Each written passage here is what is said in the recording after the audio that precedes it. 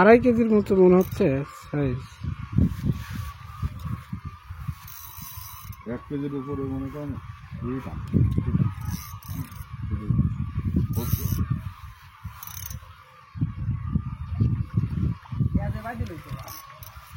নেজে বাঁধিছে কিন্তু, এই জন্যই তো সবাই এত শক্তি না।